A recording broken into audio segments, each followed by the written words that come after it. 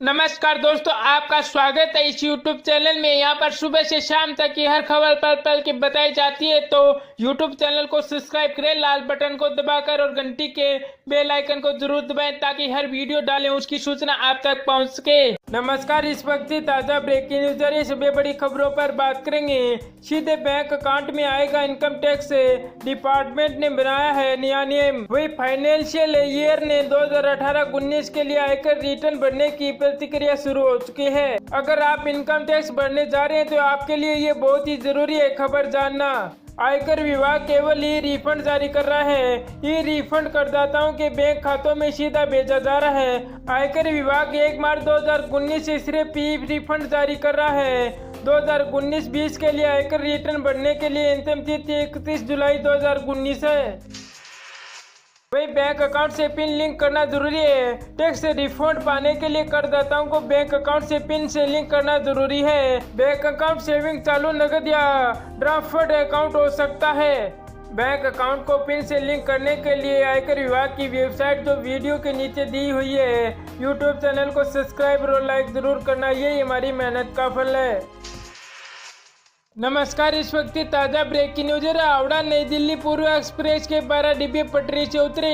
उत्तर प्रदेश के कानपुर में रुबाना गांव के नजदीक हावड़ा से नई दिल्ली जा रही पूर्व एक्सप्रेस के 12 डिब्बे पटरी से उतर गए हैं। रात को करीबन 1 बजे हादसा हुआ है। हादसे के बाद मौके पर राहत और बचाव का काम जारी है। डिब्बे में फंसे लोगों को निकाला जा रहा है।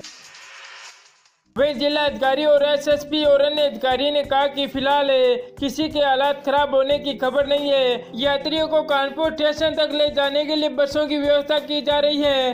रेलवे अधिकारी ने कहा कि यात्रियों को कानपुर से दिल्ली ले जाने के लिए एक अतिरिक्त ट्रेन की व्यवस्था कर रहे हैं। यह पूर्व एक्सप्रेस की 12 बोगियां पटरी से उतर गई, जिनमें 4 डिब्बे पलट गए। एसी कोच B3 पूरी तरह से ग्रस्त हो गया है। पूर्व एक्सप्रेस ट्रेन संख्या 12,303 हावड़ा नई दिल्ली जा रही थी।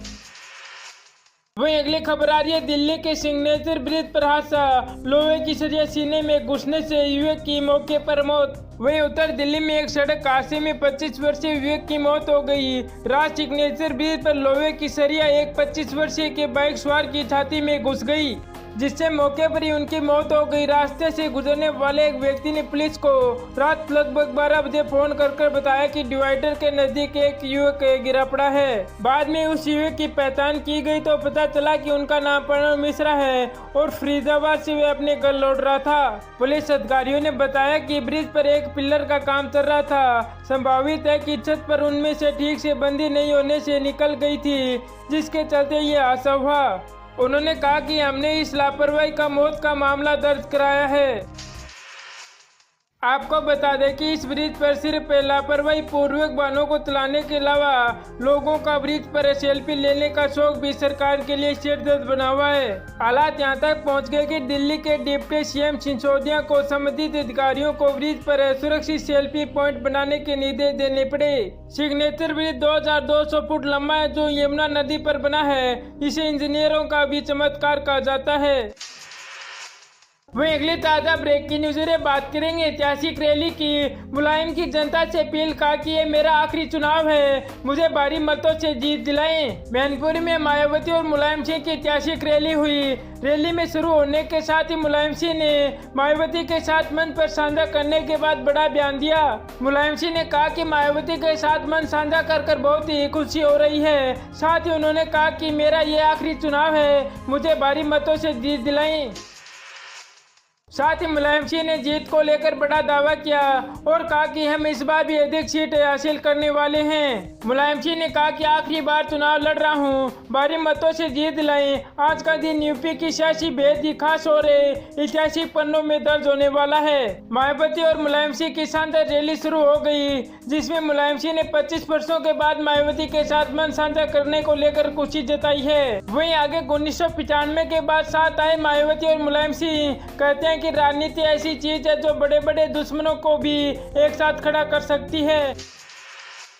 वही अगली ताजा ब्रेकिंग न्यूज है। शादियों के बयान पर केजरीवाल ने साधा निशाना, कहा कि भाजपा अपना असली रंग दिखा रही है। वहीं दिल्ली के मुख्यमंत्री अरविंद केजरीवाल ने 26/11 के आतंकी हमले में मारे गए हेमंत करकरे पर टिप्पणी के लिए भोपाल से भाजपा प्रत्याशी प्रज्ञा ठाकुर पर निशाना साधा। वहीं प्रज्ञा ठाकुर ने दावा किया कि बम्बई के आतंकी विरोधक दस्तावेज के पूर्व प्रमुख हेमंत करके ने उन्हें मालवे गाँव के विस्फोटक मामले में गलत फंसाया गया था और वे अपने कर्मों की वजह से मारे गए। करकरे बम्बई आतंकी हमले के दौरान मारे गए थे।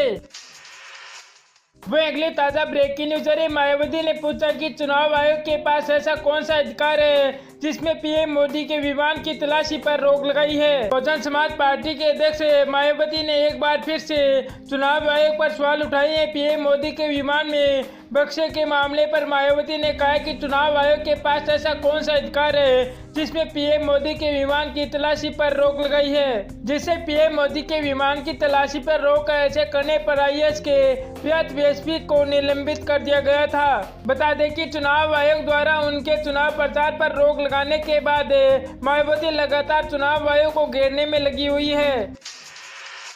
पीएम नरेंद्र मोदी आज तालाकटोरा स्टेडियम में करेंगे बड़ा जनसभा। बताएंगे बीजेपी के संकल्प पत्र में व्यापारियों के लिए क्या खास है। वही प्रधानमंत्री नरेंद्र मोदी आज शाम को तालकटोरा स्टेडियम में दिल्ली और देश भर के व्यापारियों को संबोधित करने जा रहे हैं। बीजेपी ने इस कार्यक्रम को राष्ट्रीय व्यापारी धन्यवाद महासम्मेलन का नाम दिया है। बीजेपी ने अपने संकल्प पत्र में 2019 व्यापारियों के लिए तमाम घोषणाएं रखी है। घोषणा पत्र में उल्लेखित इन वादों के बारे में व्यापारियों को आश्वस्त रखने के लिए बीजेपी ने इस बड़े कार्यक्रम का आयोजन किया है। बीजेपी के संकल्प पत्र में व्यापारियों के लिए खास बातें: राष्ट्रीय व्यापारी कल्याण बोर्ड गठित करना, रिटेल व्यापारी पर एक राष्ट्रीय नीति बनाना, छोटे व्यापारियों को पेंशन देने का वचन, किसान क्रेडिट कार्ड की दर्ज पर व्यापारी क्रेडिट कार्ड देने का वचन, कर की दरों को कम करने का आश्वासन, सक्षम एवं लघु इंटरप्राइजेज को 50 लाख रुपए तक का लोन किसी बिना कोलेटरल गारंटी के देने का वचन, देश भर में टेक्नोलॉजी केंद्र खोलने की घोषणा, जीएसटी को और अधिक सरल बनाने की घोषणा, महिला उद्यमियों से सरकारी विभाग द्वारा कम से कम 10% सामान खरीदने की घोषणा।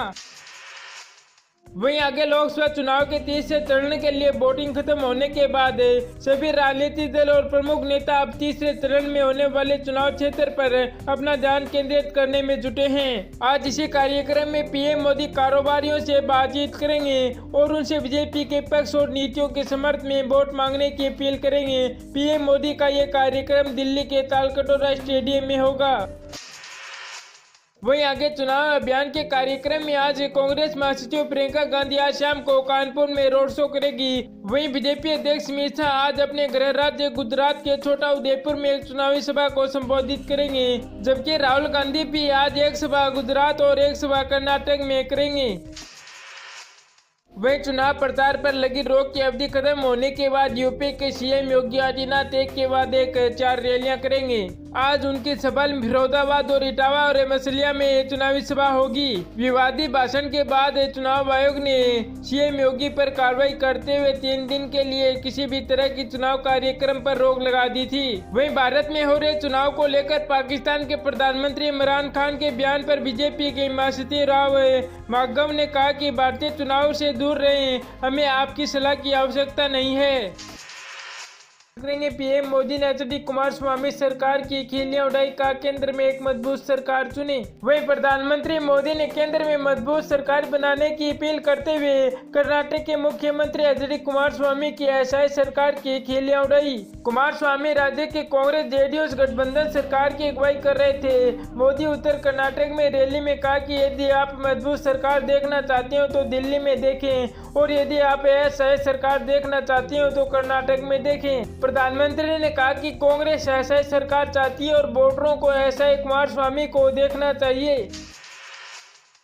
नमस्कार दोस्तों, आपका स्वागत है इस YouTube चैनल में। यहाँ पर सुबह से शाम तक की हर खबर पल पल की बताई जाती है, तो YouTube चैनल को सब्सक्राइब करें, लाल बटन को दबाकर और घंटी के बेल आइकन को जरूर दबाएं ताकि हर वीडियो डालें उसकी सूचना आप तक पहुँच सके।